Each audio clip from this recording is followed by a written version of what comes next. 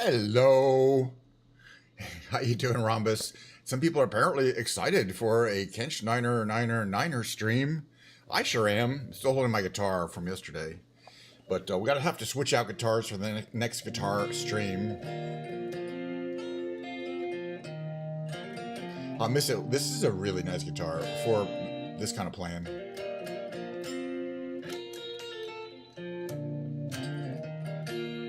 But today, as usual, I like to alternate. Well, let's talk about the whole stream a little bit. There's a bunch of stuff to talk about. There's so much to talk about that the 2 hours I have allocated from my regular work day to set aside is barely enough time. Man, it's more than enough time. All right, so let's see. We're in the introductory section here. What is that over there? It's the Himalayan salt lamp. We got the, oh, you can't see the love Lego Twitch glitch sign. Fine. All right, it's what we need. Let's talk about the rest of the props. Hold on a second here.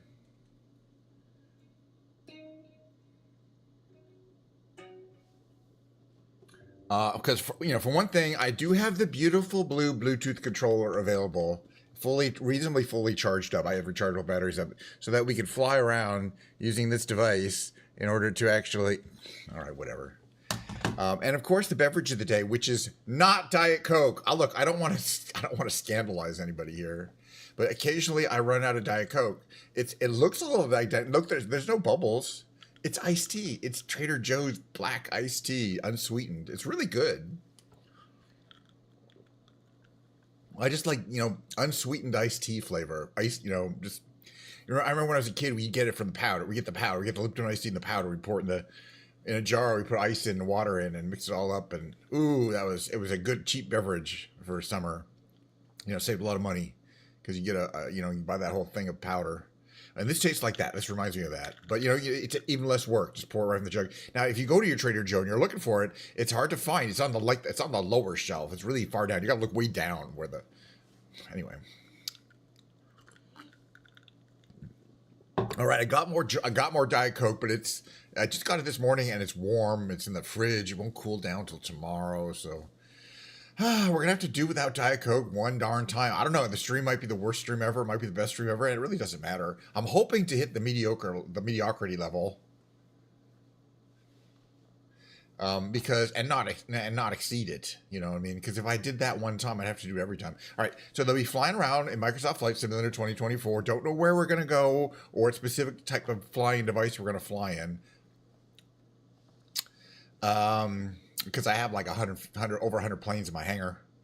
Then we're going to play the big brain games. That's where I whip out the, just regular browser-based puzzle games that I provide for free on a daily basis. For example, the Quirtle, the Revealed, the Tightrope Trivia, the Reunion, the Loop, the New York Times Connection, the Octurtle, whatever, in that order roughly.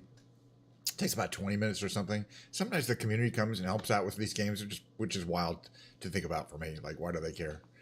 But these are just things I do on a daily basis anyway, including the flying around in Microsoft Flight Simulator and the daily brain games. I'm taking a short break, and then the music will take. Now there'll be no Lego building today. You can't really see it because it's right behind my head. But I placed the. Oh yeah, you can't really see it. That's the Hubble Space Telescope right there. It's a little far away, but it's a good place for it because it fits really nicely on that that Japanese. Anyway, so that's where the Hubble Space Telescope. It was a really fun project. It had some flaws. The base that it's on is inadequate. The space telescope itself is fine, but it won't sit anywhere. It's not flat on it. It doesn't have any natural surfaces for it to sit on. It won't sit on its base because it's got stuff down there. So it needs it won't start on the flat part of the telescope. So it needs that base that holds it, and that base is just really, really rickety. It's unfortunate because that's kind of an afterthought, I imagine, to the whole designing the space telescope itself. But yeah, it's a rickety stand. It's the first time I've ever considered maybe gluing pieces together because that stand just keeps falling apart every time I try to move it. But I kind of figured out how to do it very gently, where you kind of move the space telescope with the stand attached, but you don't touch the stand. And then it seems to be fine. It's a long, arduous journey to build Lego. And it'll be a while because I don't have any on the radar until they come up with a really fun kit like the Hubble telescope. I try to avoid them, you know. Plus, I don't have any money. I'm spending all my money for the rest of the year on the upcoming trip, 3 weeks vacation. How do I find Lego sets to build from the Lego? You know, from the Lego emails. I'm a Lego.com. You become a member. You're, whatever. You get Lego points when you buy. And so they send me emails, and literally I open up an email. And it's like, oh, there's this. Oh yeah, here's the new kits, and I immediately saw the space telescope. It was just a couple weeks ago, and I was like, all right, I gotta have that one. You know, if it speaks to me, and I gotta, you know what I mean, if for a variety, whatever variety of reasons. But I'm probably not gonna buy more like Star Wars kits or things like that. Anyway, right. So they'll be flying around. Then there'll be during the break, I'll be dragging my piano, which is sitting right over there, slapping it down over here. I don't know if I'm going to do the regular Ken's Piano Lounge because I might be bored of that. In which case, if it's not Ken's Piano Lounge, I take one of my fake books, which is sitting in the thing over there. It's these big books of songs, of which I know just a few, blah blah blah. But I just have a good time. It's a different vibe because I'm not like continuously playing music. I'll play song and kind of have to fight my way through a little bit, and then I'm like, and then I gotta find another song. But it's fine, you know. It is what it is. And again, I'm just doing the stuff I would like to do on a daily basis and just streaming it. We'll see what happens. But I'm pretty much ready to start the flight simulatoring again. Don't know where I want to go, but before we even consider that, let me take a look in the hangar. Right. So yesterday I was flying around in the Bell 47, which is a helicopter, and it was a little extra challenging. You know what we haven't flown though since they've had the new upgrade is this Ford Trimotor. Let's give it a whirl. You know, I mean, I've had flown it before, and it comes in 3 variants: wheels, floats, and skis. I would never try it. I don't think I've ever used the skis to land on. We'll try that in the winter. I mean, it's the summer. But let's just do the regular wheels for now. Okay, is it going to show these? Wow, that wing is so thick. World travel Spanish. I wonder what Pan Am looks like. Oh, wait, I just clicked Spanish. What does Pan Am look like? Okay, kind of cool looking. What is world travel? I'm just trying to find. We're gonna cold start this guy. It's got 3 engines. I don't think it's that hard. All right, let's just do this one.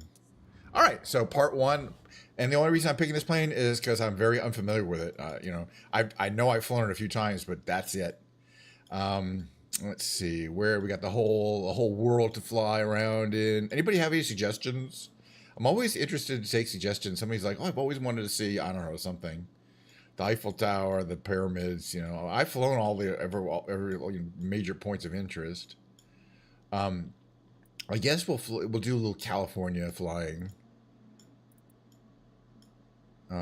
But you know, there's always places to go. I'm not gonna do Los Angeles. We'll do kind of we'll head down the coast towards San Diego. We're gonna start at Camp Pendleton. It's a Marine Corps Air Station. I don't know why they'd be operating this, but I'm gonna attempt to cold start this plane. It's for smaller planes.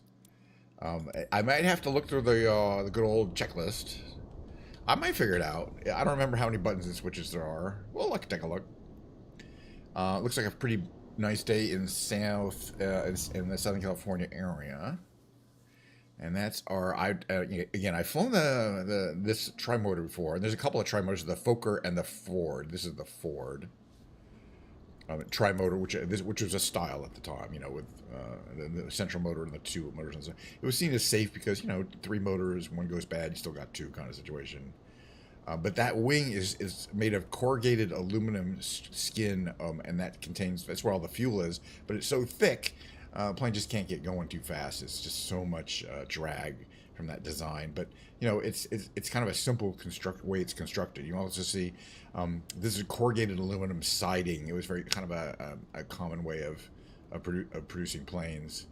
As long it worked, except these wouldn't have been pressure. You could have a pressurized plane, but that's not the issue. I mean, that's not a problem. All right, let's see. Okay, let's take a look at the cockpit. There's our friend there. Look around there. Passenger door. What's up here? Emergency fuel cutoff. Oh, you got to check these. What are these? Fuel selector. Okay, left-hand engine, and then this one over here is going to be right-hand engine, and then there's also a center engine, but I think that's somewhere else. Okay, we gotta check these. What are these? Mixture. We're gonna turn the mixture to full for all 3 engines. Okay, yeah, we got master ignitions on. There's 3 separate magnetos. I wonder if I have a better view here. Okay, that's the radio. Okay, so let's just turn on all the magnetos for both. So these should be all on both. Yeah, normally turn on one at a time. All right, let's see what our throttle is. Slightly advanced. Okay, engine solenoid switch. Oh, this could be complicated. Oh, master battery on.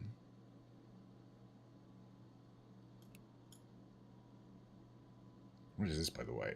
Voltmeter. Okay, these are just the solenoids. I might have to look at the, and then you can see there, they have the instruments are on the side of the, on the spar there, the wing spar. It's kind of unique. So I'm just checking out the other views here while we're looking around. Yeah, that's pretty much it. Radio there. There's that stuff there. Priming control. I don't think we have to prime it. Master. Oh yeah, is it these things? Yeah, those are the starters. Okay, so we're gonna turn these on, and then we're gonna try the left starter. There's these switches here.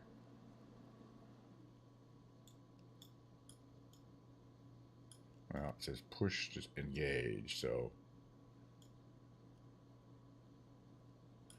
I'm wondering whether I did something wrong. I wonder if the engine solenoid switches have to be off to engage the starter. It does. Okay, so engage that. Is it actually moving anything there? No. Interesting. So maybe left engine. Now we do this, and then we engage the starter? Ah. Interesting.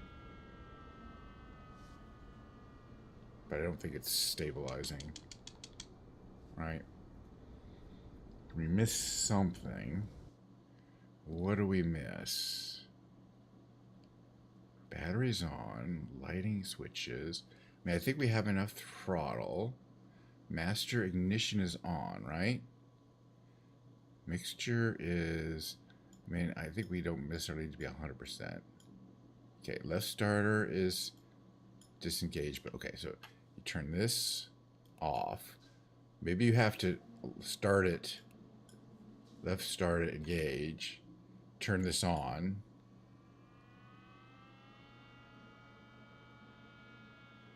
And then turn it off.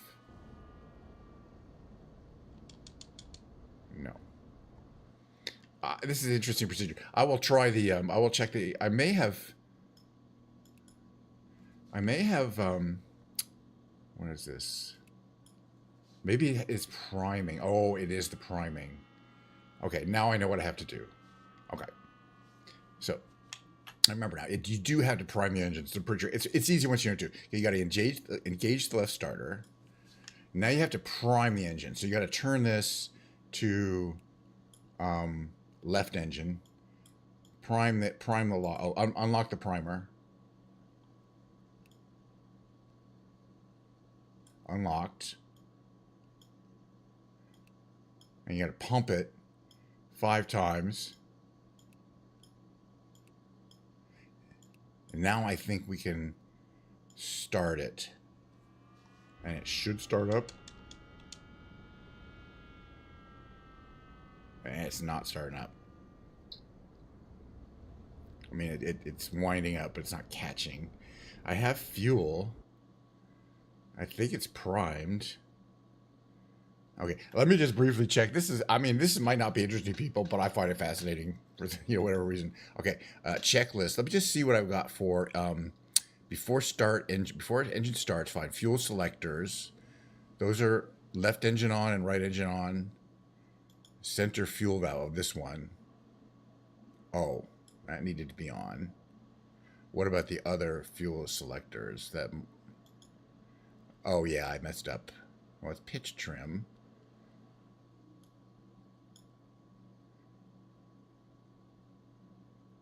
Should we rules types? Center is a mixture of fuel selectors. Right. Right engine on, left engine on. So no, actually that was fine. Mixture levers were at rich, right? Put these all at rich. Fine. Master ignition on. Engine magnetos off. Interesting. Okay. So maybe you have to start with the magnetos off. And then turn the magnetos on. Oh, actually, no, that's not true. We're gonna have to just do the engine start. It'll have us turn them on.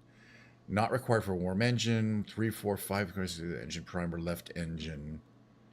Okay, let's just start the left engine, but primer unlock. Okay, primer pump.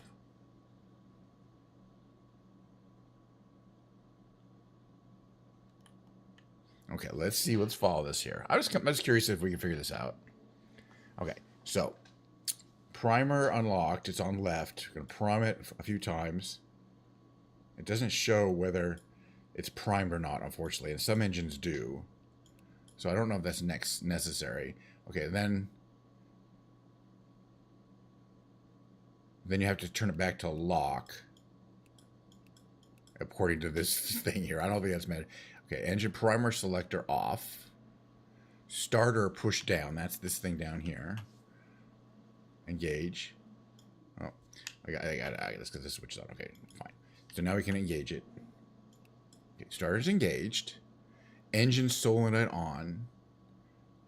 Wait for starter to pop up. Ah. So I'm not... There it goes. Then engage this. Wait for 3 to 4 seconds and turn engine magnetos to both. Well, that's also something I didn't do. So I don't know if that works. It's going to work. Yeah, again, we're not getting... Wait a minute, actually. You know what? I do believe we have one engine started. Because it's stable. All right, okay. I'm having a good time, man. It should count as a brain game. That's for freaking sure. All right, hey, well, now that I see kind of how we're going to do this, okay, this should go quicker. All right, so center engine, prime it 3 to 4 times. 3, 4, turn the primer off again. On, primer off again. Okay, put the center starter on, but wait for it to pop up. So this little thing on the floor, eventually it will pop up. And the center engine magneto is off, which it's supposed to be. It's a weird starter procedure. Okay, now that popped up. Center engine solenoid. Okay, wait for this. Wait for 3 to 4 seconds, and then turn both on. 1, 2, 3 to both. When you heard it, I think we heard it gauge in. So you really heard it, and it looks like it's coming up to speed. Nope, it's not. Oh, and the other engine went off too. Okay, so no, I'm not able to start the engine. This happens. Because, yeah, no, it looks like they are all... I'm not able to get a stable engine, because the left one went out, too. I wonder if I could try starting the right one. Prime engine to the right one, just for fun. Maybe something was wrong with the fuel. Alright, right engine. Put it down. Wait for it to pop up. I'm just following the instructions. Okay, ready? It's going to pop up in a second. About to pop up. There, it popped up. Turn on the solenoid. Switches, wait for a few seconds. This is the right engine. And then it should catch. Okay, so R2 running. So I don't know why I have to restart the left engine. But let's try it. Okay, turn this off. Left engine magneto off. Let's try one more time. Starter on. Engage the starter. Left engine. Wait for it to pop up. I wouldn't know this unless I did the I read the instructions. But yeah, this does not ring a bell.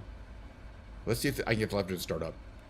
Okay, then we start the this guy here, and then we wait for 4 seconds, and we turn the magneto on. 3, 4, and does it catch, or does it just sit there? Is it coming up to speed, or is it coming down? It might be a fuel issue. I should kind of check that left engine again. See, it's not coming up to the same RPM that the others are, and then it dies out. Maybe it's a fuel issue. Did I set... Okay, so this is the left engine, right? Left hand engine on. Emergency fuel cutoff is not on, right? That doesn't do anything. Yeah, I don't know why the left engine's not working. It should. The right hand engine's on. I did the exact same starter procedure for both of them, but the left engine doesn't want to start. All right, we'll do the Control E cheat. It'll start all the engines. I mean, it's just random bugs, but it's not going to keep us from enjoying the game. Control E will start the engines under just about any circumstances, and it will start up. These will start up in a second. Just give a second. It's going through a procedure of starting the 2 working engines, then it'll start the not working engine. I think. We cannot fly with 2 engines, by the way. It's a tri-motor. No? Oh, we might not be flying this plane today, because Control E should normally start the engines. Is there a, like one of those EFB things like tucked in here? That's too bad, because it's a cool plane. It's brake lever, parking brake, starter. Yeah, Control E is supposed to start the engines. And you can see it's kind of trying to start it there, I think. And it's like seized up. So it's a broken plane. It needs to go back to the hangar for some work. Because you can see it's trying to start up there and it's just failing to even spin. Well, these other engines are working fine. It's not like I did something wrong. Unless I messed up the engine in the beginning. I mean, you know, the only thing I can think of is repriming it. And then trying again from here. But this isn't going to work because we've tried this 100 times. That off. These off. Wait for this to pop. Gauge that and wait for it to pop up. But I've done this like 6 times, so this isn't going to work, I don't think. Pops up. Turn it on. Wait 4 seconds. And then turn on the solenoids. And see if it'll come up to speed. Yeah, it's still not coming up to speed, because it should come up to the same RPM as the other engines. Well, I don't know what to say, man. We're wasting... I mean, it's interesting. But yeah, it's gonna piss off again there. This engine has just got a technical failure to it. You know what I mean? Because we use the exact same starter procedure. I may have messed it up with my initial thing, but again, usually hitting Control E is designed to... let's just really quickly... I'll just do a Control E from here. Let's see if we can get it to start up.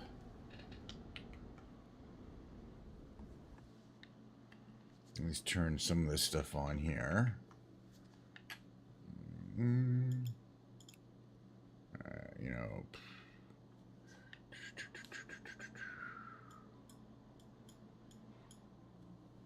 Just do Control E from here and see if that starts any of the engines. So it's automatically going through the left engine startup procedure. There we go. Left engine appears to be starting up. Middle engine starting procedure.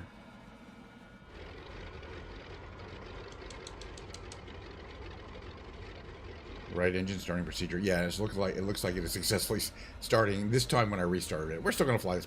Okay, engines are up. Did I turn on the radio? Yeah. Okay. Let's fly. Well, I learned something, which is it's not easy to start this plane. We're gonna be heading south ultimately, so let's just ask for a south departure. Doesn't matter. All right. Are we able to at least move this plane? There we go. Oh, power and stuff. Okay, so this is, again, Camp Pendleton Naval Air, Marine Corps Air Station. But, you know, as far as the game is concerned, it's just another general aviation. I don't see any of the traffic. You get this a lot. I see zero other traffic. See, by the time you're supposed to acknowledge, it's already like, it's a bug. They ought to fix that one. Anyway, we're going to taxi a bit, but we are going to fly around. It's a beautiful day. Oh, I believe I have reset the weather back, right? Oh, no, I didn't. No, it's probably still fine. Give it a second. It's not going to be clear. It's going to try to load the actual cloud cover. There you go. It was similar to what we had before. It's a nice day. So I always do enjoy flying around the kind of the coast of California. North of San Diego, where a lot of rich people live. I mean, I'm just saying. All right, we're gonna tuck you in here. There's no flaps. You don't need flaps on a plane where the wing is so incredibly humongous. It's just the way it is. It basically has flaps all the time.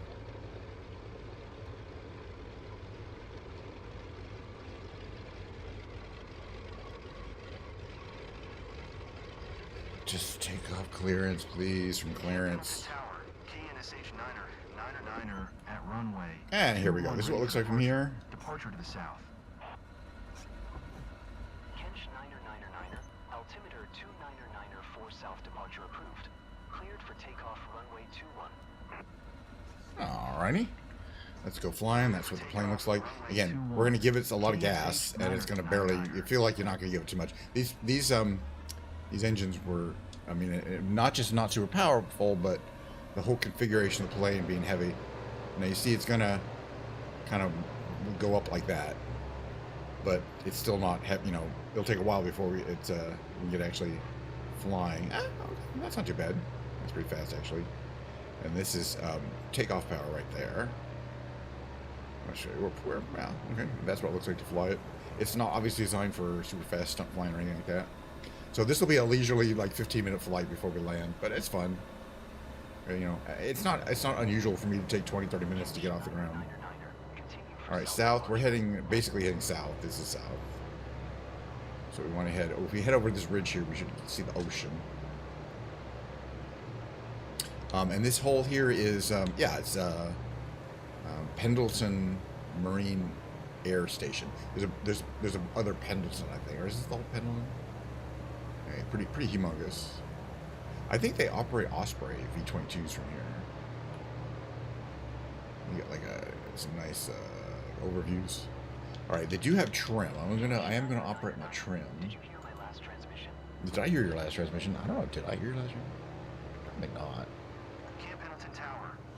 I'm trying to trim so that we can keep the nose nice and level.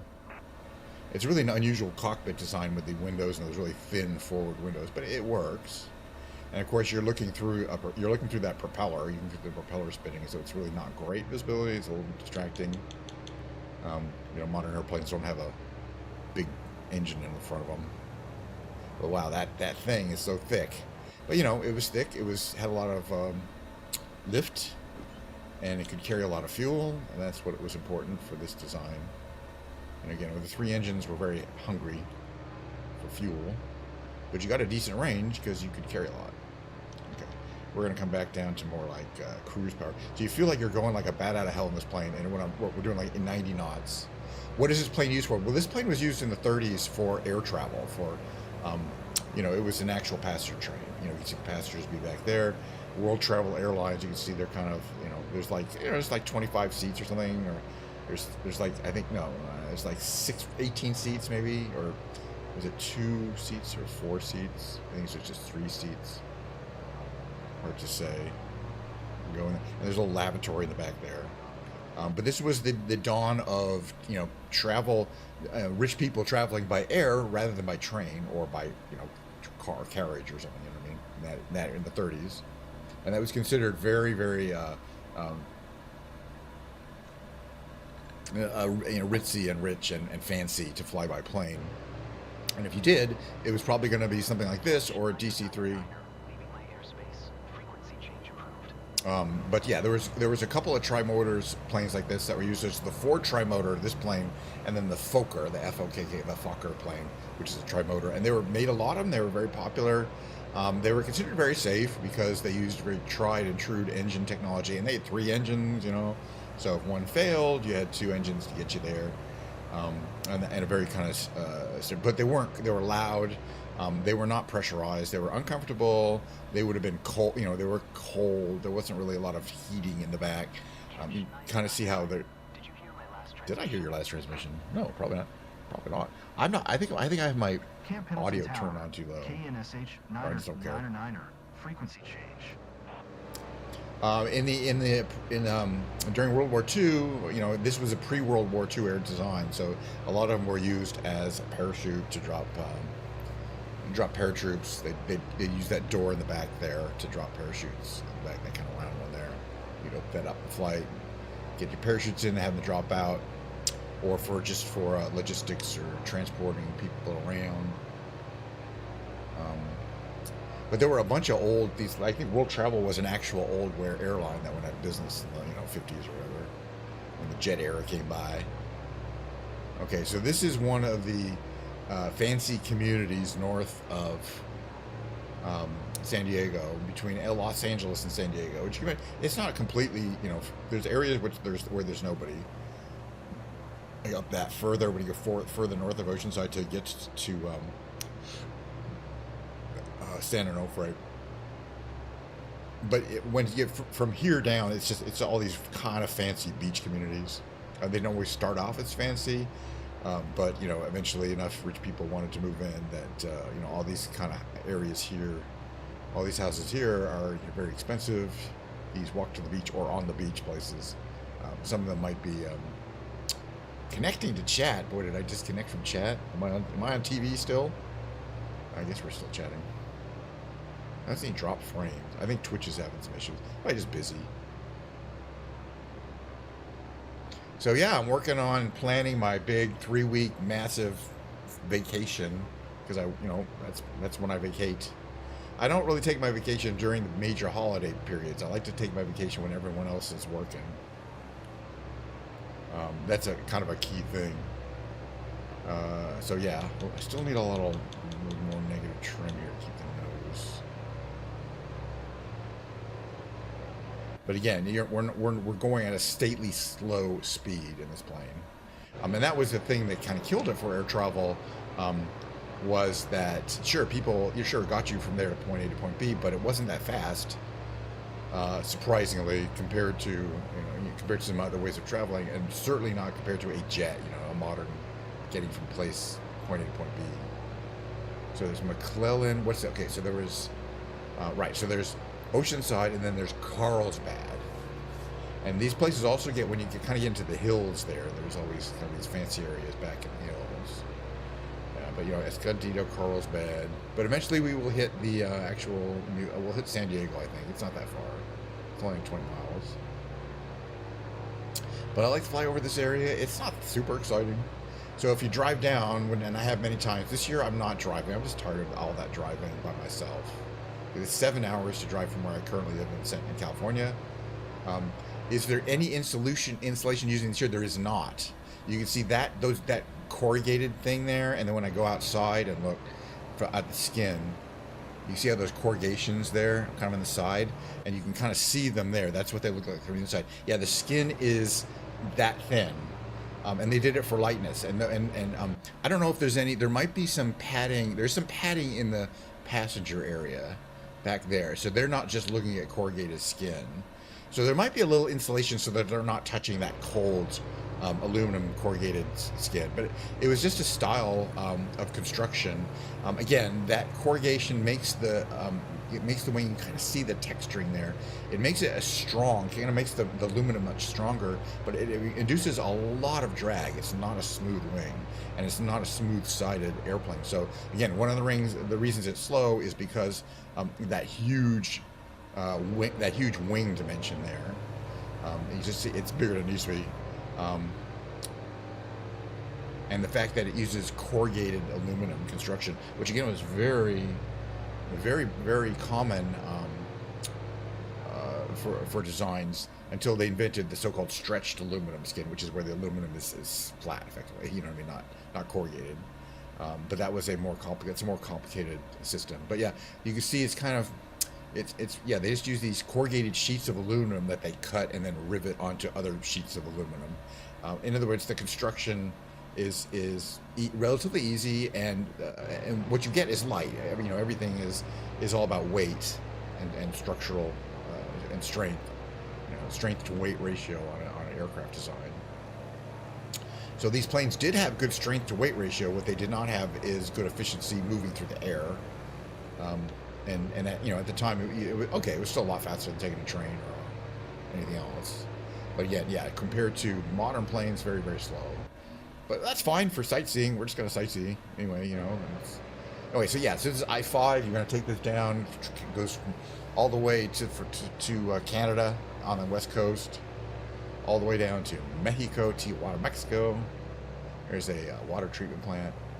And it's wide enough that it rarely gets completely jammed up except at the rush hour, because it can handle a lot of traffic. But it's the major thoroughfare between, you know, everywhere in California and everywhere else, effectively. So we're just heading down this road. But yeah, usually I'm doing about 75, 80 miles an hour on this road, and we're only doing about 92 knots, which is about 100 miles an hour. We're really not going that much faster than the cars. So again, there'd be no reason to fly a plane like this today, you know, for any practical reason. It's purely nostalgia. But again, they had a recent update. I don't know why I could not start engine number 1. Maybe I messed it up. I might have screwed it up or overprimed it or something. But even the Control E, which worked after I reloaded the game, was able to do it. By the way, why are none of let's see, lighting, nav lights we need on, right? Landing lights and, okay, there's 2 sets of nav lights. I'm just curious. Landing lights. Of course, only at night you're going to see that stuff. And the radio is kind of effectively an add-on. I never use it, but if you need to, it's over here. Okay, magnetos. All right. The other thing you would want to check while you're in the air, once you're started, is, that's not it, is your mixture set reasonably, because you don't want them. You want them like around 80% or so. And that actually makes the engines run more efficiently.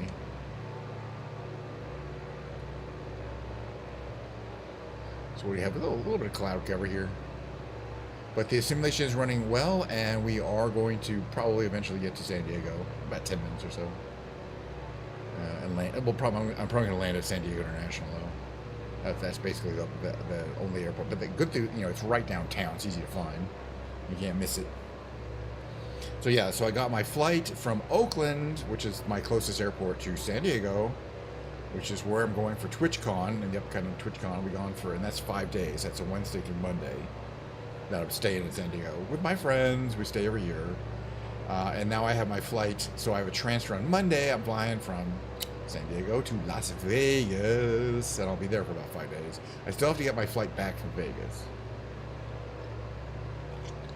That is some good non-Diet Coke. It's iced tea. What are you going to do about it, huh? You gonna sue me? I mean, the Diet Coke people were not sending me any free Diet Coke. You know what I mean? Who knows? Maybe Trader Joe's will send me some free Trader Joe's unsweetened black tea. That's tasty. It's like $5 for a huge jug of it. So you get your Encinitas right there. Another one of your California coastal communities. People want to live near the ocean. Honestly, I don't think the beaches are all that great around here. And it's not even like there's any good surfing beaches. But people just want to live to the coast. They want to see that ocean. They want to see all that water. They want to smell the water. They want to hear the albatross flying overhead. And they're willing to pay for it. So, yeah, expensive people. So I guess that's the ocean. It's the Encinitas Beach. But again, the water's not that warm. It's okay. I mean, I used to go to Southern California, in the LA area. That's got to be a park. Nice looking park. Or a school park. Both. I don't know. Cardiff by the Sea. What a classic. Let's steal a European sounding name and raise the property values. Cardiff by the Sea. Yeah, sure. Sure, we're in Scotland. This is just like Scotland. Scotland's nothing like this. Oh, actually, Cardiff is in England. Sorry. Like Bristol, Cardiff, that area. Nowhere near Scotland. Sorry. I don't care. All right, so then there's a break here with this estuary and a little bit of nothing there, but then there's more communities. So the next one is, Solana Beach or something like that? Some of these are a little newer. Looks like there's your beach parking right there. If you want to go to the beach, you can park right there. It's always handy to know where you're going to park. That does look like a pretty nice beach, actually, if you're going to just enjoy like a nice beach. But we're going to bug the rich people by flying down in this big and noisy plane right over their cliffside homes. So if you're on a cliffside home, you're basically saying, yeah, I want to live near the water, but I don't really ever want to go in the water. So it's okay if there's no access. It's just for the view. And that's reasonable. You know, there's people who live with access to the beach and never use it probably. You know, and these aren't even super crazy. These are condo, you know, waterside condos. You can imagine how those are expensive. All these too.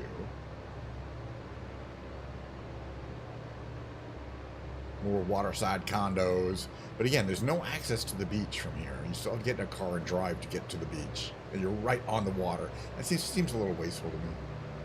Okay, there's some kind of horse racing track, I think, over here. Well, let's what is it called? Pimlico? I forget what it's called. It's a pretty big one. It's not, unfortunately, they don't have a point of interest. But now see, if their horses were racing and we try to buzz them like this, they get pissed off. We get scared. But you see, there's two tracks. There's right the inner track, and there's the dirt track and the turf track, or whatever. And that's where the people are watching and losing their money, betting on the horses. Okay, and there's the stables for the horses. This is what it looks like from here. You know, you get quite a view. But yeah, it's not a stunt plane.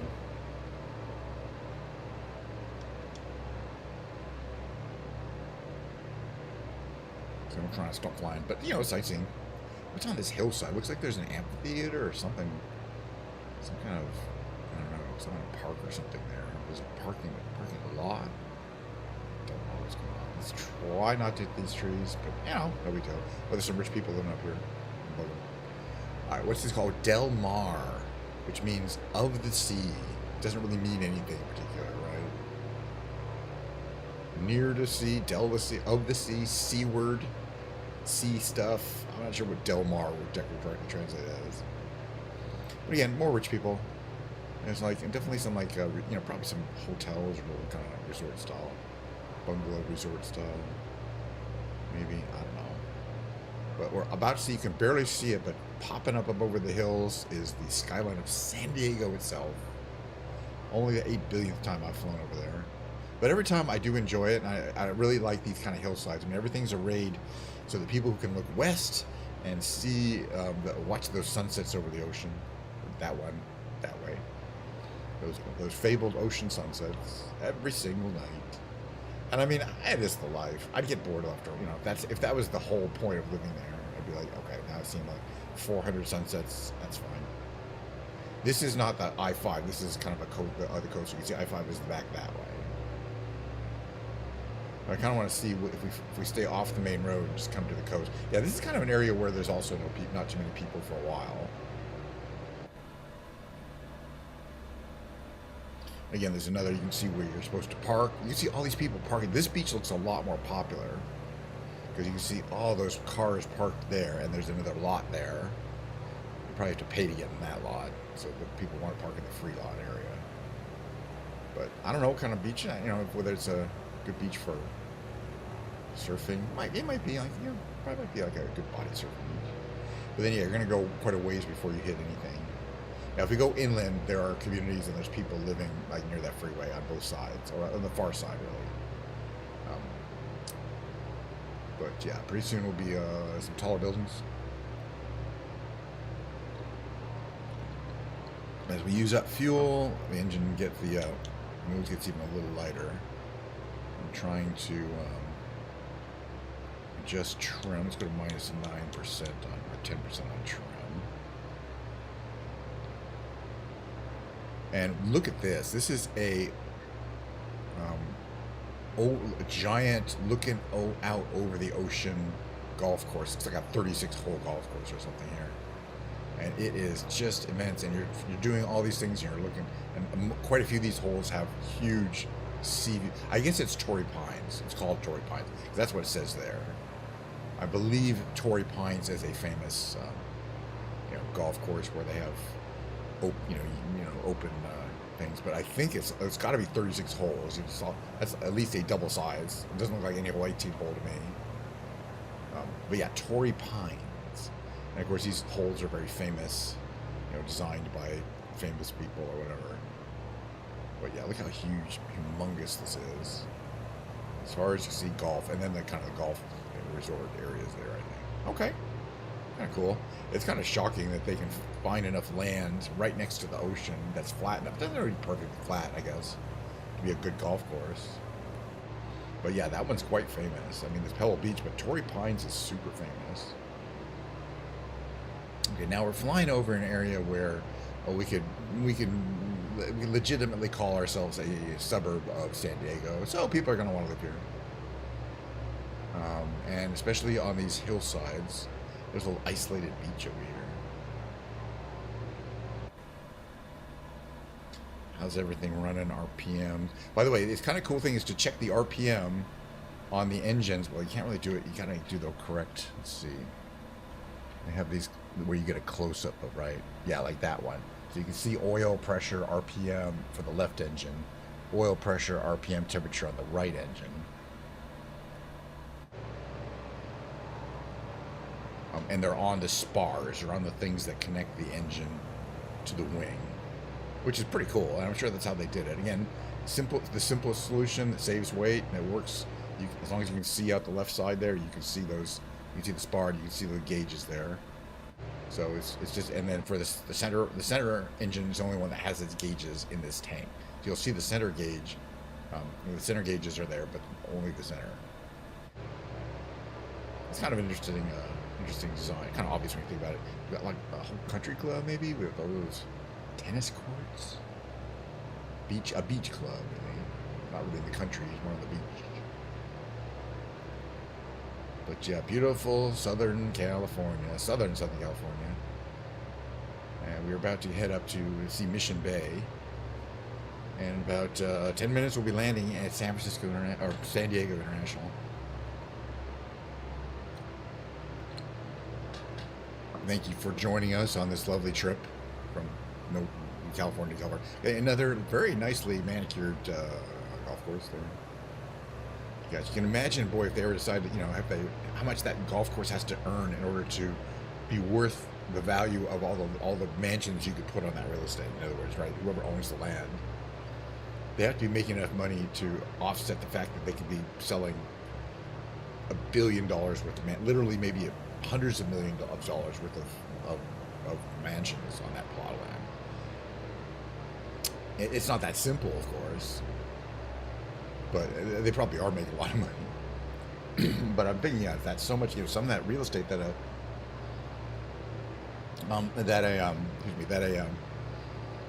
that's in such a really wealthy area, and that has views of the ocean. You can see they, just pretty much everywhere here where you can plop a decent sized house with a pool, they have done so. So there's not a lot of room to plop more, for that demand. So this area here is the kind of one of the main bays. There's two main bays. This is not Mission Bay; it's the other bay, right? Whatever. And then there's kind of this thing down here, but it's all suburban San Diego. It's not necessarily the town of San Diego yet. But anyway, the simulation is running very well. Now the challenge will be as we get closer, it's going to be loading a lot of the custom buildings. For example, there's a bunch of ships in the harbor. There's the Coronado Bridge. There's the all the downtown buildings.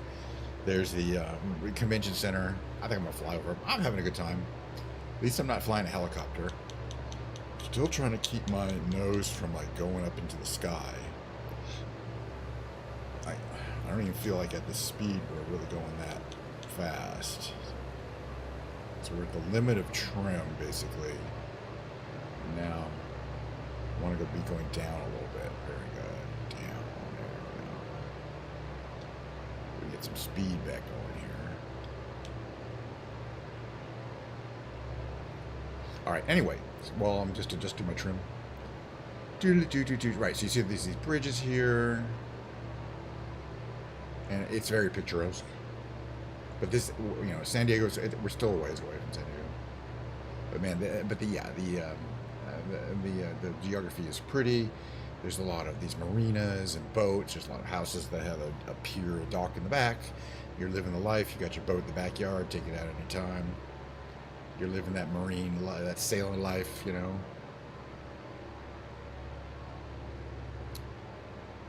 So now you're starting to see the that pin there, that's San Diego International. We're really not far from the airport, but it's pretty cool. Again, all the boats. Okay, yeah, this is SeaWorld here. So this is SeaWorld in San Diego.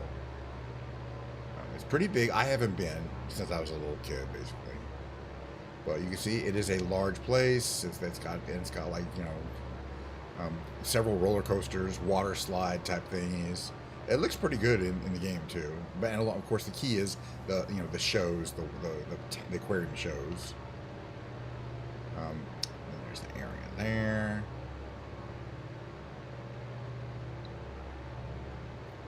Okay, so that's the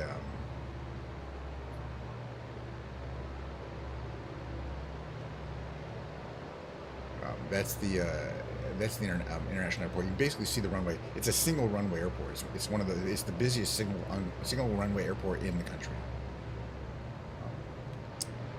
Fun fact. I don't know how fun it is, but it's true.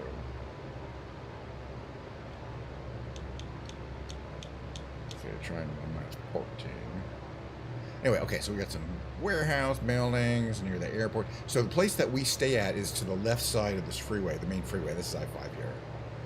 Or no, actually, I don't know if it's I-5. I-5 is that one. But anyway, the point is, as we get, not here, it's further up.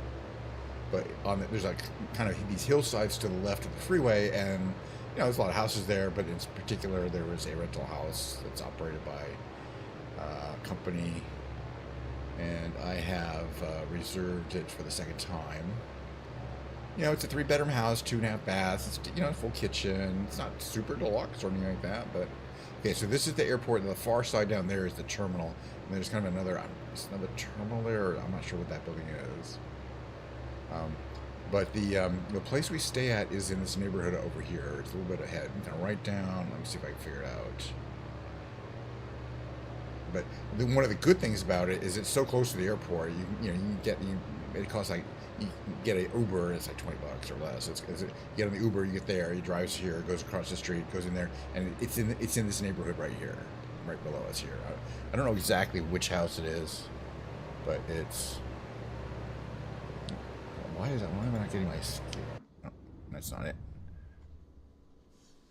Oh. Where is pause? That's a problem.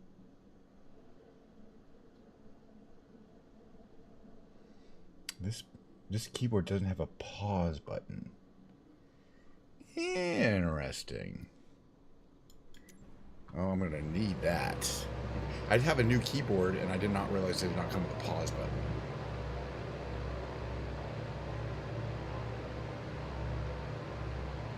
I'll have to see about that, see if I can figure that out, because I use the pause button a lot. I always thought they're standardized and they have all the same keys, but they don't.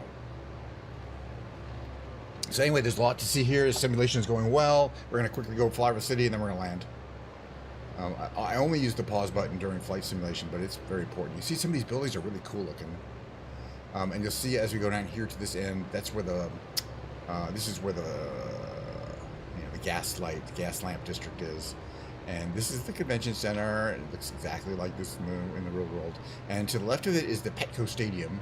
And this year, instead of being right below us at Block Parties right there, it's going to be in the Petco Stadium, which is it's right across from the convention center. And I don't know how that's exactly going to work, but yeah, that's where the park's going to be. All right, let's land. We've seen it in San Diego. It's pretty. And as I say, there's a little bit of issues. But it's doing quite well. Slightly slowing down a little bit. All right, where's that Aeropuerto? It's kind of cool. Very detailed building tops. Yeah, the simulation is in general doing well. It's got weird bugs, like one of the engines won't start up. Of the 3 engines, other 2 will. All right, we're gonna land here. Again, the landing is simpler in this plane than practically any of the plane. Because there are no flaps, there's no landing. I mean, there's landing gears always there. There's no flaps to put down. It's just a matter of looking, identifying where the runway is, and then managing your engine speed so that you're not going too fast. But when we're in this rental house, one thing you can see is 737s are coming in over this route at low, and they come in right over the freeway here. And from the house, you can also see them landing. They're always taking off this direction. They almost never go the other direction because it's almost always an onshore wind coming in from the west to the east. So you want to land to the west, and except in very rare wind conditions, this is the way. So the house that we were kind of staying in is kind of over on the hill over there. But it's pretty close to the flight path. And you see, one of the things they do, and this is realistic, it's got one runway, but they have two ways in which planes can line up for takeoff. One, they can line up on the right side or the left side, and that's realistic. You'll see them doing that. I got plenty of speed here. All right. So I'll push down a little gentle here. Don't worry about that plane. We'll go right through it.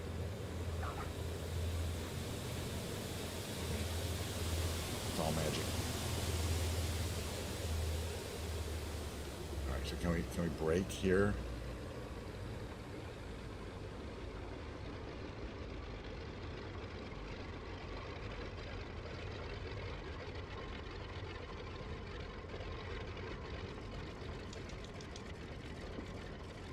Anyway, that's a flight for you. I gotta figure out how to get my pause button. That's not the pause button.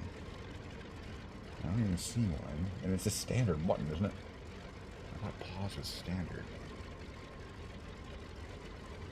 I'll figure it out. I can always remap it in the game to a different key. There's plenty of keys. All right. Okay. Yeah, I'm just gonna shut her down. Shut her down by cutting to the mixture down there. Mixture nothing. Magnetos to off. Or turn the master ignition off too. Right? Off. Perfect. I don't know. Yeah, I think open up the windows. Aren't these slide? I think these have sliding windows, don't they? There's a way of opening the passenger window. Maybe I was wrong. There's a door. Passenger door. What's that? Yeah, I don't really see. I guess there's no. You wouldn't have entered. You have to go through the passenger cockpit to get in and out of this area. Kind of cool. No, is that pitch trim? Those are the fuels. It's a cool plane. Again, I don't have any interest in flying it again, but it's got a lot of cool detailing to it. And it looks really good. It works probably like the real thing did. And it's based on a real plane. What's somebody flying around here? Southwest 3137. This is real traffic. There's a real overlay of actual traffic operations going on. And again, this is the busiest single runway airport in the United States, probably one of the in the world, maybe not the world, but in the United States. And you see just one runway there, and it's right downtown. If that runway goes off, it needs service. The airport's closed. I don't know how often that happens. Probably maybe overnight or something. All right, well, that was fun. So it's Big Brain Games time. I don't know if anybody cares. I care. At least I have an escape key. All right, so I'm going to switch over categories because we're not flight simming. Just to the Big Brain Game category right here. Also known as just chatting. It's just, there's no Big Brain Game category. All right, okay, quit to desktop. Yeah, I gotta do some investigation here. I'll figure it out. But good to know. Yeah, so if you like the flight simming, there'll be more flight simulations next time, which is presumably Wednesday, if it's a normal stream day, because today's Monday. Yeah, Wednesday. All right, let me queue up the first Big Brain game. See how we do today. I always like to do the Quirtle first because it's a good warm-up game. I mean, I almost always get it. It goes fast. We're gonna do the extreme.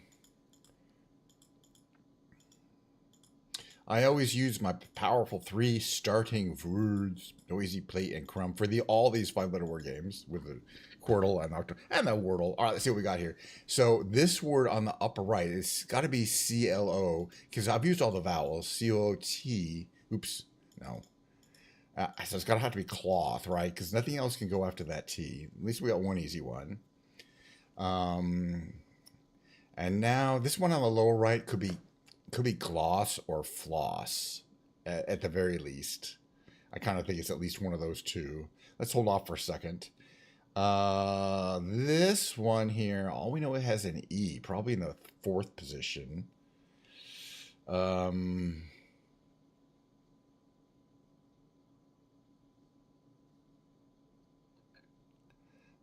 Codex. I don't know. You know what I mean? Could have been, and it is. All right, what do we have here? A word that has a L, a D, and an I, and then ends in the Y. So it could be dilly, because dilly is in the dictionary.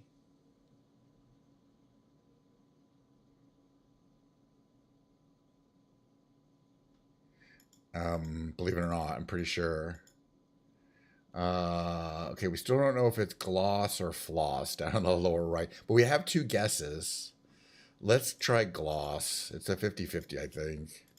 Might not be. Oh, nice. Won the 50-50. That's a win. It's a big win because I had one guess left over, and I didn't even need it. I did not even need that 8th guess. We got all the 4 words. And it's extremely good because we did the extreme. Get it? Ha ha ha ha ha. All right, next game is the revealed. It's far from our friends at Britannica.com. Today's answer is going to be in the science and tech category, 4 letters and 5 letters, the 2 words containing therein. All right, let's read this heavily redacted document and see if we can suss out what this thing is. Okay, the blank, or the thing we're looking for in blank, is the sequence of blank and blank in the form of blank from blank to blank. Blank blank locally into a blank blank because most blank consume more than one type of blank or blank. Blank, which convert blank blank to blank by blank, are the primary blank blank. In a blank blank, a blank blank is eaten by a blank blank. In a blank blank, a smaller blank consumes part of a larger blank and may itself be blank by even smaller blank. In a blank blank, this is a lot of blanks. In a blank blank, blank live on dead blank.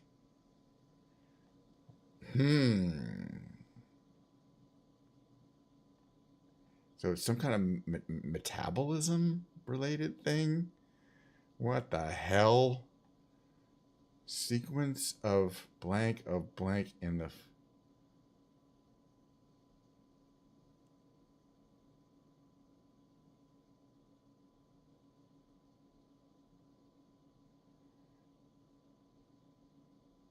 I don't know any of these things. Plants, which convert...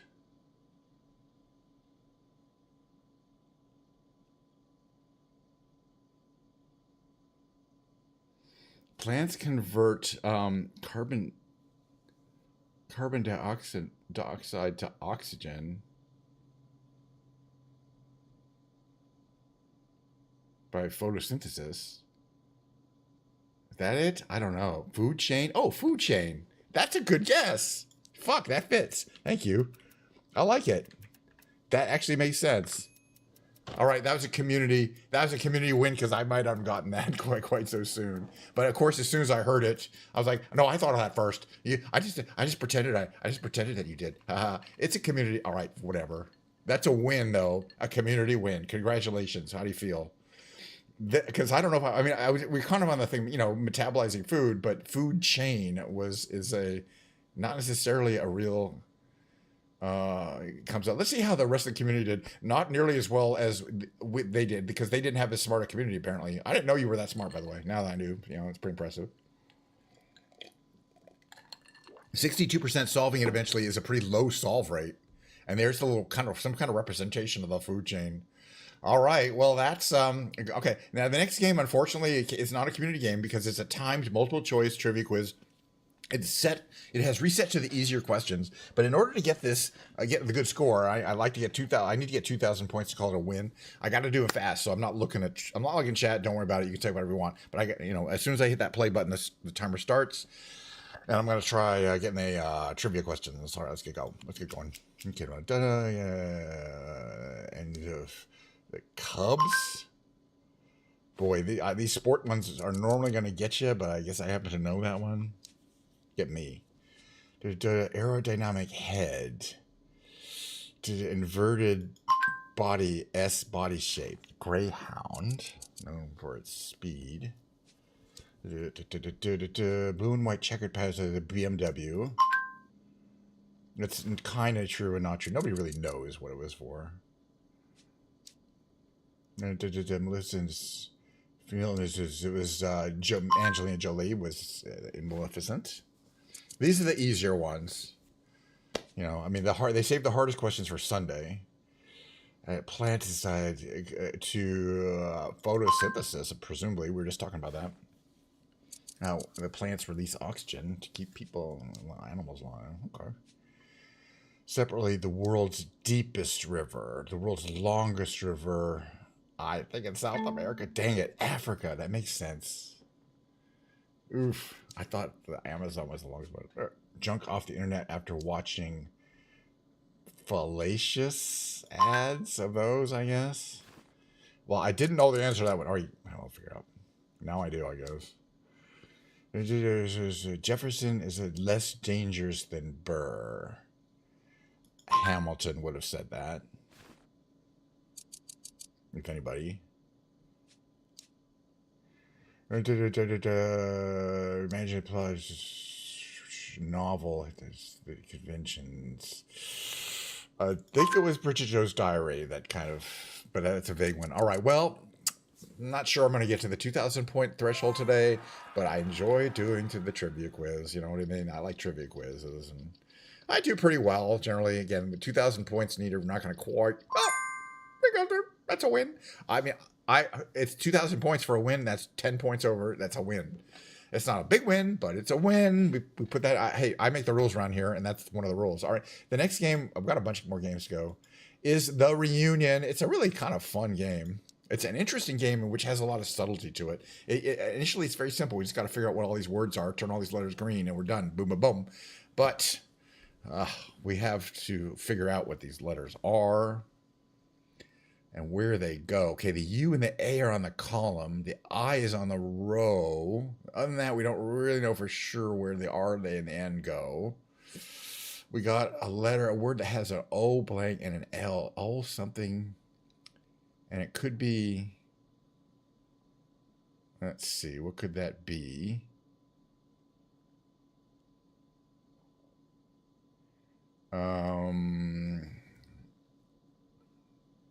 Because it could be O-U-L-D. What could that word be? Because if it is U, I don't think that you can go there. Because mold, M-O-U-L-D, we need an M and a D. We have neither. So, you know what I mean? Certain words just aren't going to work. Yeah, we have a very limited number of letters. A lot of B's, a lot of T's, a few S's. This R, and then the U and the A on the column. Could it be O-A-L? I don't think so.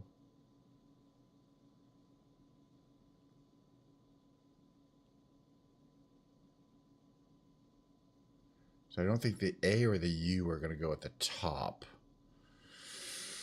And they have to go somewhere.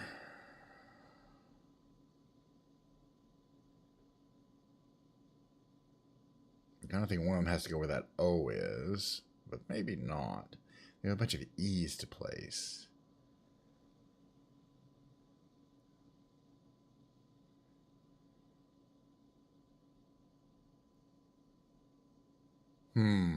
This has to be a word at the top.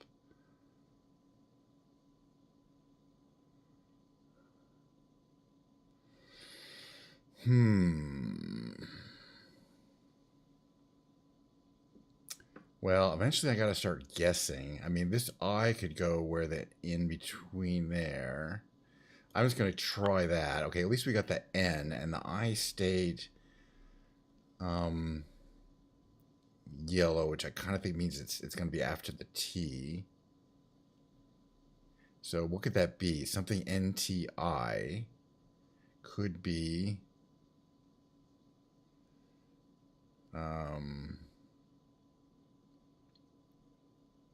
antic, but we don't have a C.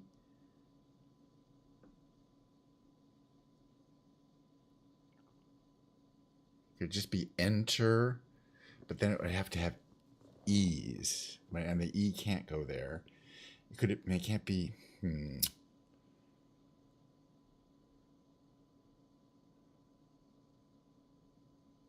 Can it end in I? No.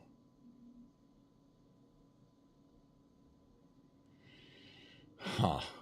Where are these letters going to go? Okay, so the I is yellow here, so it has to be on the row. And if it's there... See, I think...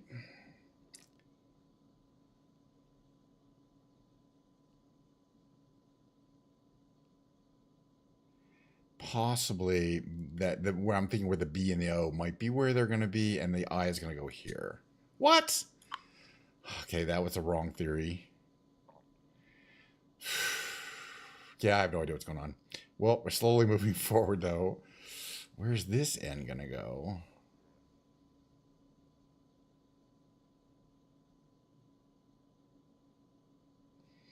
And then this word, again, I thought, well, maybe it could be antic, but there's no C. We should be up this, and between the N and the S, you can't put a C. And it's not a U. It's not an S. Could be an H. No. Could be an O. Something antio. Antio. That's not a word.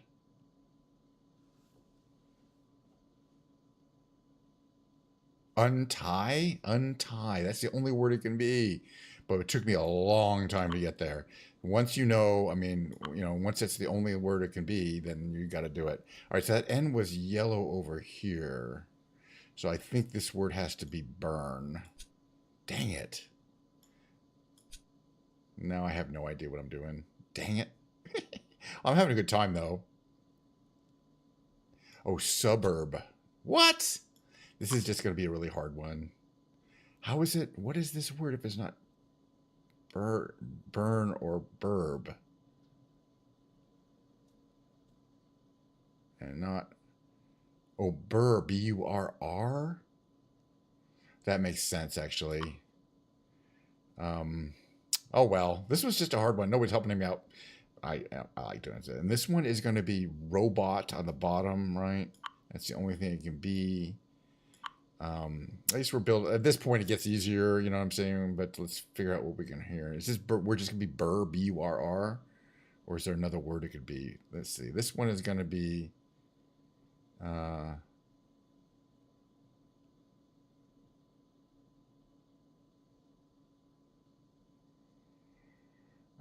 let's see. Harness. Wait a minute. Then LH.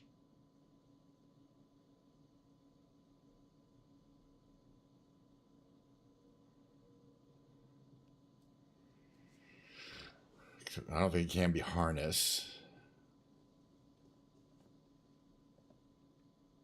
Oh, it's not. It's nest. Harnest. I'm not even looking at the right word here. Dude. Oh well.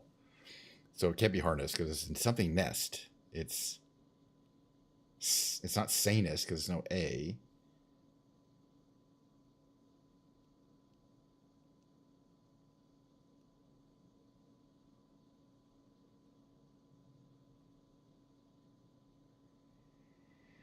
This letter has to go there or there.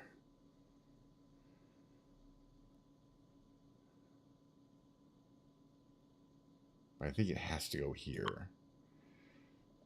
And then this one has to go here. Tub. I'm kind of sussing these out here. And that, is it going to be bat or hat? I don't know.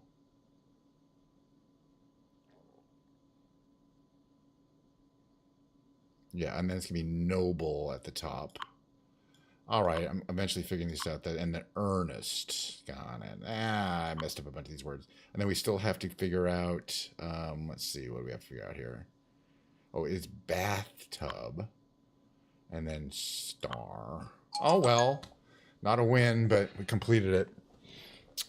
Other players, we still did better than the other players ever so slightly. But it was a loss because it was more than my average of 17.2. But it's very much, there's a lot of luck and some skill. But I always have a good time. All right, the next one's the loop. It's another one which could be fun. What we got here is it's a submarine, but it's a specific kind of submarine. I don't know. Let's just call it a submarine. Then, and that's our anchor pictogram. We have a man using a boom, an audio boom mic. I mean, submarines are also known as boomers. Maybe they're connected. I don't know. We got the putting up the flag at Iwo Jima. We got somebody. It looks like somebody is photo bombing somebody. You know what I mean? Because there's somebody in the back there. Okay, this is a submarine sandwich. We know that's linked to the submarine. We got a sheet of stamps. We got a bread and butter. Okay, that's a roll. That seems similar. The stamps and the the stamps and the passport stamps. You know what I mean? You have to have a picture in your passport. Let's see, toilet paper, toilet roll. Okay, roll, toilet paper roll. Let's move these a bit. So we got here. We got a time bomb.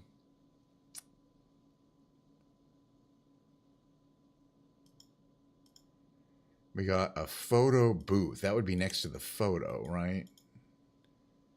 Photo booth. Time bomb. This is a... I mean, that's a statue of Rocky, I think, you know. I mean, these are both statues, right? Iwo Jima and that guy. I'm not 100% sure that goes there. Maybe the time bomb goes with the... things. Okay, let me see. Let's figure it out. You think photo bomb and time bomb? Yeah, photo bomb and time bomb. But yeah, okay. And then the passport's not it. So I agree. So there's the photo. First of all, okay, we got the submarine sandwich roll, which is which is part of a submarine. It's also got a roll, toilet paper roll. Now I don't think this is I don't think this is connected to the photo booth. But maybe there's the photo, but they're being photo bombed. So there's the bomb. Then this is this is the stamps.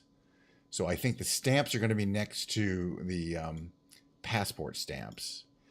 I'm going to say, let's just say, the bomb is related to the people, Iwo Jima somehow. This is a statue. I don't know what this is.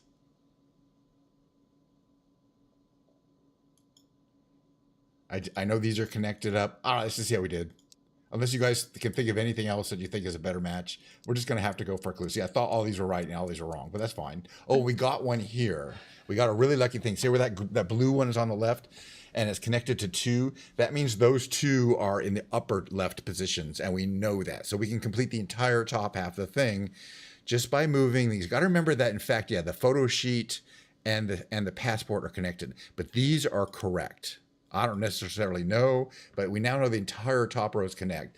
These 2 connect together on the lower left here, and then these 3 connect together but are in the wrong place. And that means they have to go... I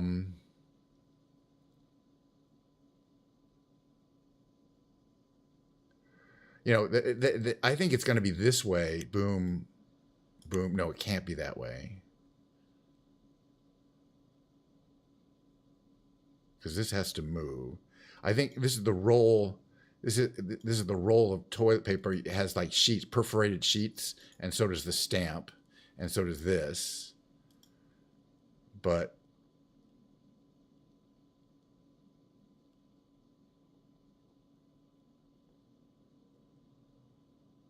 this can't go here. Boom mic and bomb. It's a boom mic and the bomb. Okay. I guess this could work because bomb, photo booth, passport book. I'm not sure what the connection is. Sheet of stamp, toilet roll in the sheets, roll, dinner roll. All right, let's just try it. 50-50. Yeah, okay. That's a win. That's a win. Good job, by the way. Boom mic and the boom. That was helpful. Very helpful. I mean, I got some of it, but that's considered a win. I mean, there's only one better. But even if I took me one more, I consider that a win because that's fairly hard. But this is pretty good. Again, we can say submarine sandwich, sub sandwich, submarine to sub sandwich, roll, toilet paper roll, sheet of postage stamps on a passport. Okay, and then passports get stamps. So the stamp, we got that. Photo booth. Okay, passports require the photos, which I kind of was thinking. Photo booth, photo bomb. We got that, and that's subtle. Bombs go boom. You got this one. Boom microphone. Boom mics are often used while filming a movie like Rocky. I got that it was a Rocky Balboa statue and the emoji of a flag raising statue. So they're Marines, so submarine. You know, it's pretty subtle. How did everyone do today? There's two more games by the way after this. So see today's chat. It was considered a medium level. But we did, better than we did as well as the top 27% of players, whatever. So that's pretty good. I'm pretty happy with it. All right, let's move on to the New York Times Connections. It's a fun game. And then after that, we'll do the Octurtle, and then it's going to go music sections. All right. But hey, if you're here, you can help out. I'll take our time here. We got 16 words and or short phrases. Looks like words today. I don't know. X love is a short phrase. I don't know. We got to group them into 4 groups of 4, but we don't know by affinity. But we don't know what the affinity is, and it's often tricky to discern them because there's often, for example, a fake affinity group, and there's also wordplay and in play. All right, let's read these out. It's like soul, which could be a homophone of soul. Soul, deserve, main, eyelet, heel, prime, ex-love. What the hell? Ex-love, arch, mullet. I don't know what that's supposed to be. Kayfabe. Beset, pike, face, tang, chief, and jobber. Jobber. Wow. What the mother heck you got here? Okay, so I mean, there's a couple of different ways we could go here. Like sole, pike, and mullet, I think are kinds of fish, but I'm not sure what the fourth kind of fish would be. I think tang is a kind of fish too, but kind of obscure. Sole would not really go with too much else here too. Let's see, deserve. Can't think of what that would go with. A main, prime,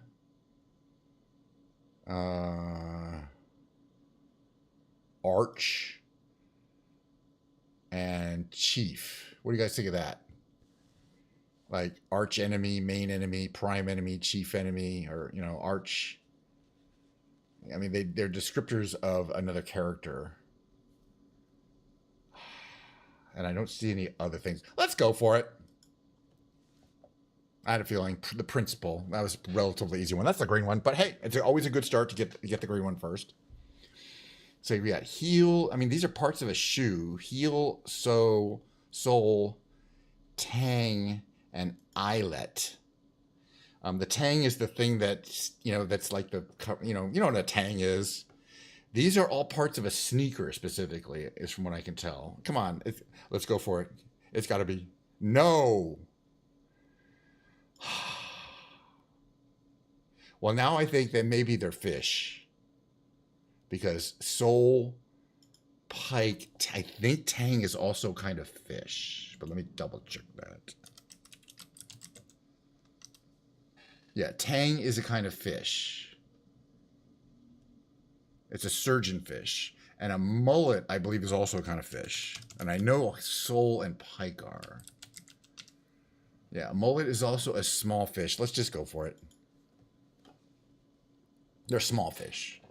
All right, but we're already screwed. I mean, as long as we get the rest of them, it's still a win, but it won't be perfect. That's fine. Heel. I don't know what kayfabe is supposed to be. These are just random words. Beset. Ex-love. I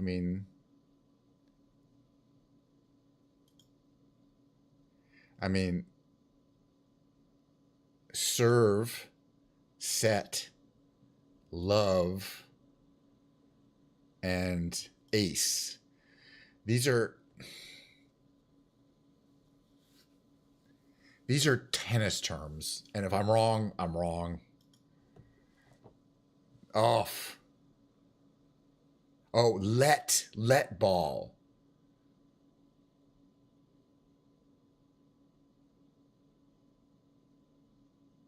But which is the wrong one? It's got to be, I don't know now. In any case, we lost. Letter, homophone, plus tennis term. I was on the right track. All right, so we lost today's, but it was a hard one. But let's see if we can figure out, because I did too many. Mistakes remaining twos. Too many mistakes are not enough for me. Okay, face, heel, and kayfabe.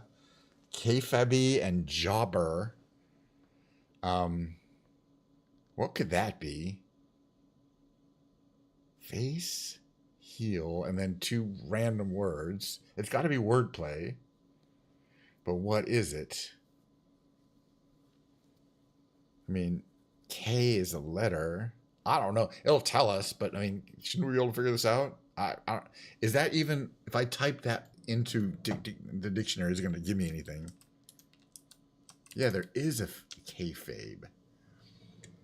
It's the practice in professional wrestling of presenting stage matches, rivalries, and scripted characters as real and authentic. Okay, so these are wrestling terms, because I know heel is. It's a bad guy in wrestling. Kayfabe is apparently, I don't know exactly how jobber is related to wrestling. Not my thing, but these are pro wrestling lingo terms. All right, that's a loss. There's one more game. Hey, you know, as I always like to say when I lose a game, if I won them all, I'd have to find harder games because I don't want to win them all. I want to start them all. All right, we're going to do the rescue Octurtle. It's the hardest one. Oh, we got some good stuff here, though, here. So this one is going to be spare in the upper right. We got immediately a spell out there, meaning it can only be one thing. And then this one here is going to be stone, also a spell out. Only word it can be stone, because we have all the letters and just the wrong positions. Or, you know, the positions. All right, so we're 2 in and we got 2 down. And these are also, this one might also be interesting. No, okay, this is going to be tough because it could be brash or brass. So that's a 50-50. I mean, it's definitely brash or brass. Let's wait, because we might have a word that has an H in it, and that will tell us what that word is. Okay, this word is interesting because it's S-O-U. Oh, see what I mean?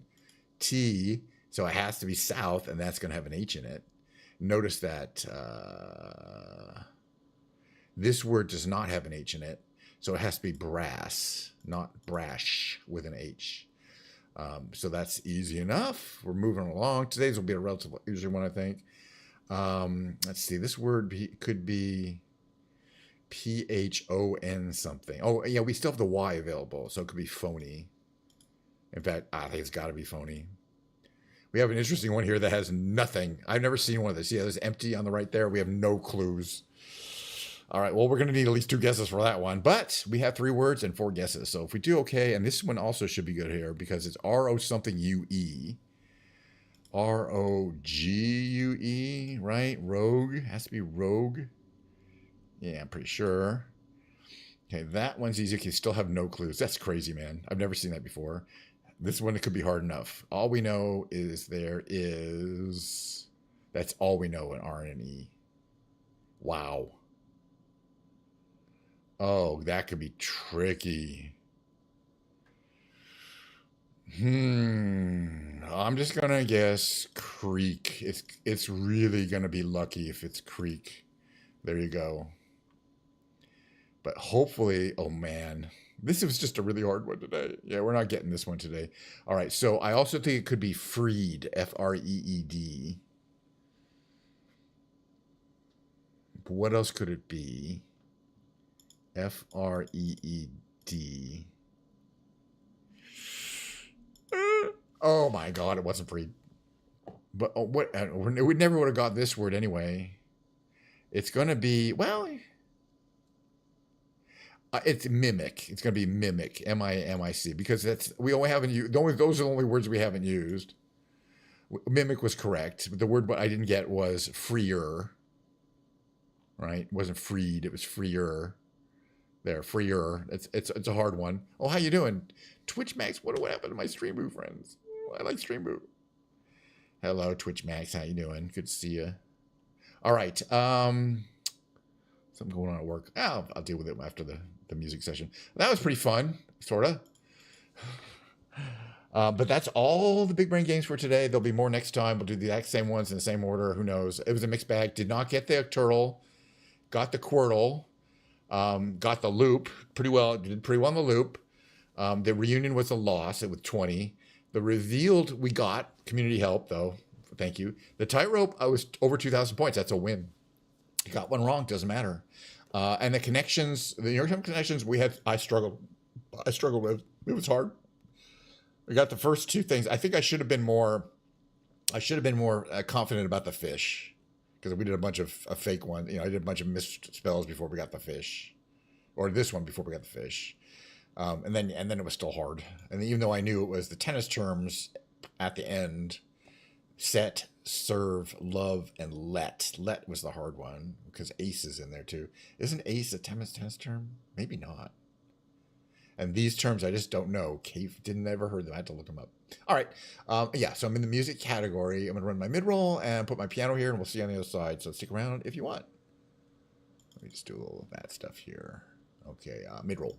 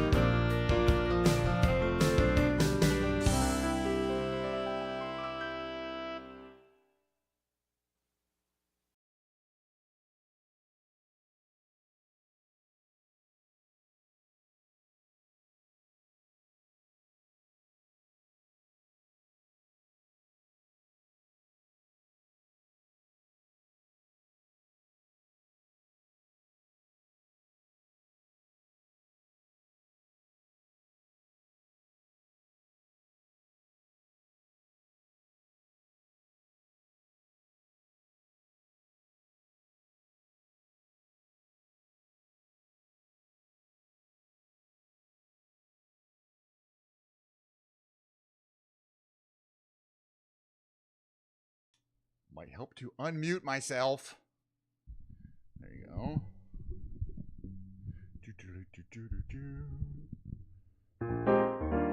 Let's see, warm up a little bit here.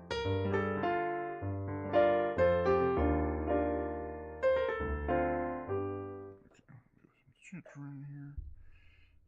All the ergonomics right. I gotta set this up every time. I don't even know where my pedals. There they are.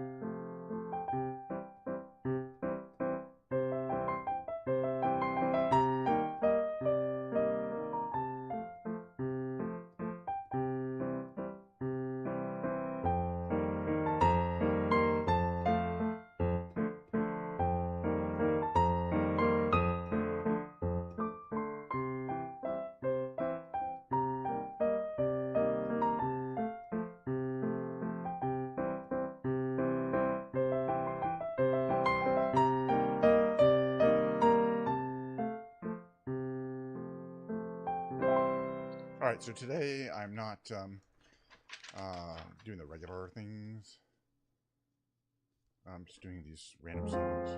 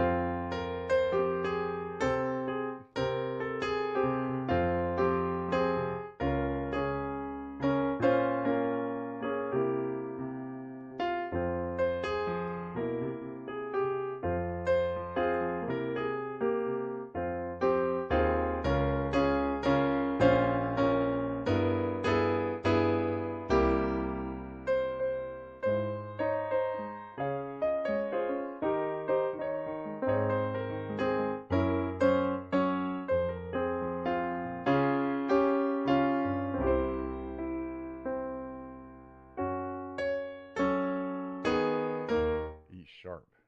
It's hard.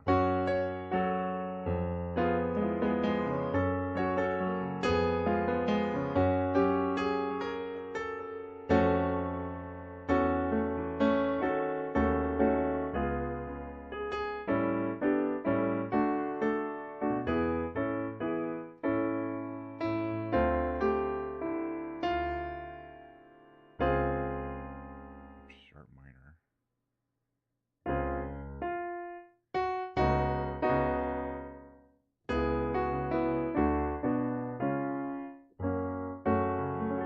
Weird chords. They had to close our door to me from Joseph, the amazing technical regime. It's a great song. I'll do this as an instrumental here.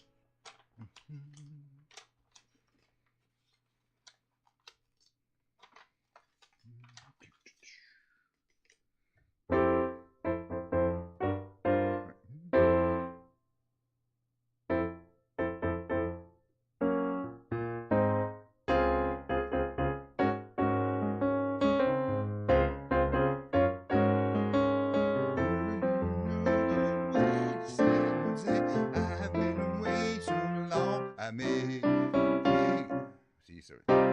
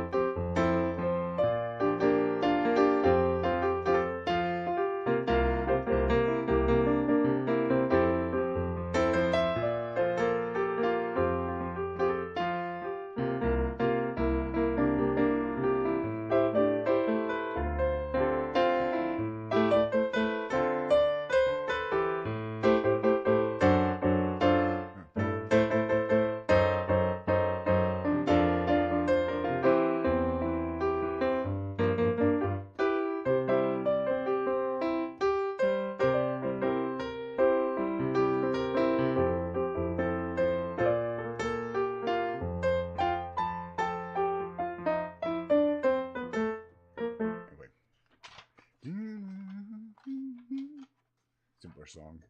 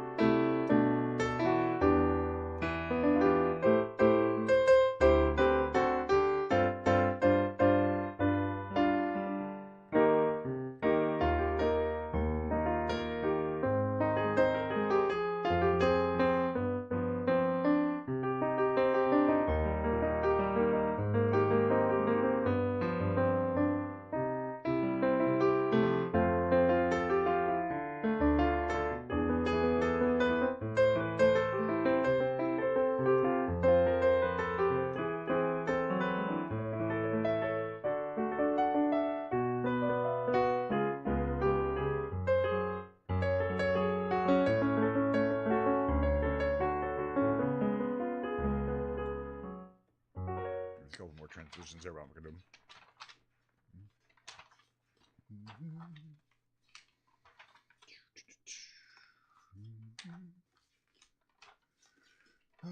See if I can find some songs I like doing here.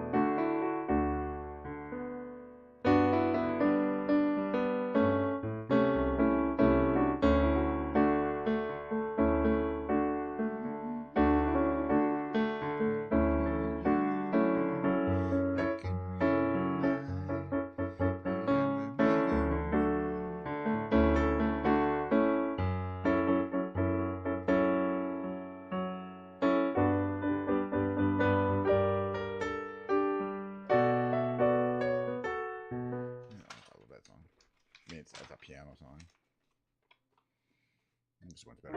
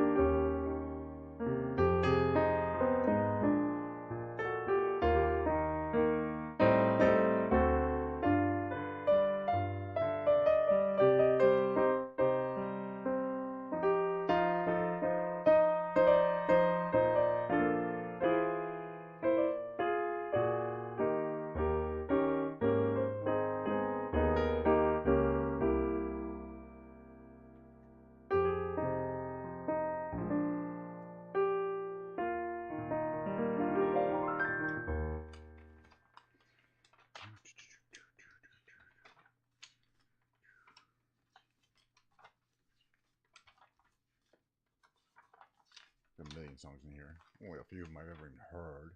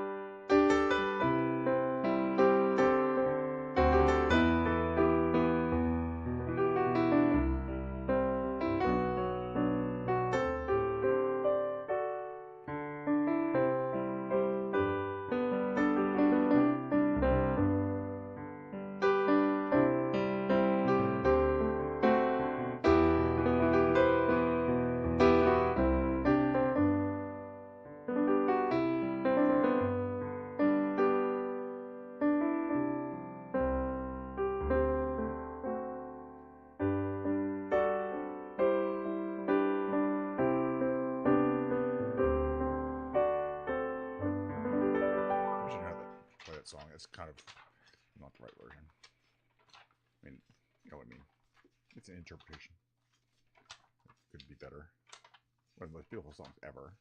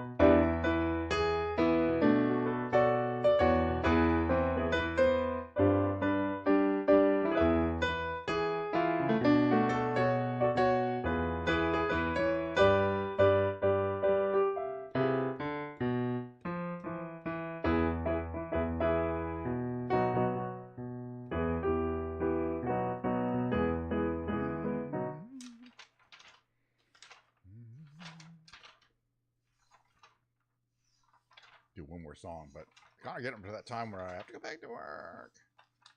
Don't mind.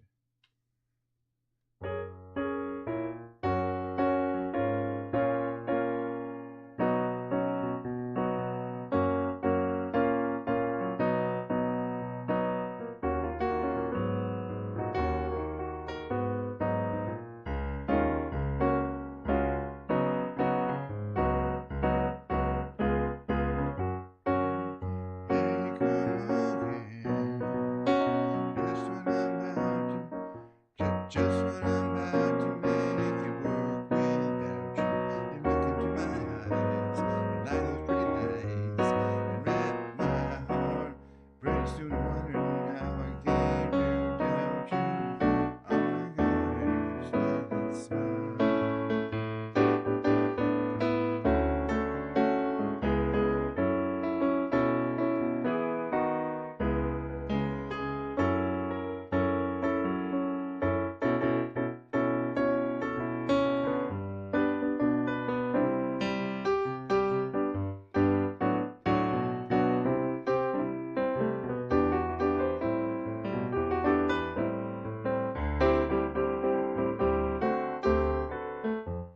I don't know why I do this one. I mean, that part's fine.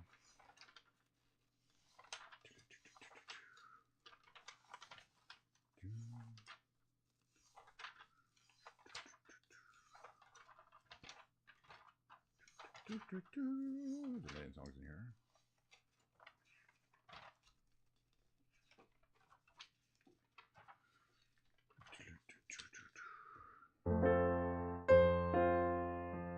Is it a Patsy Cline song? Or Just Fall in Love Again?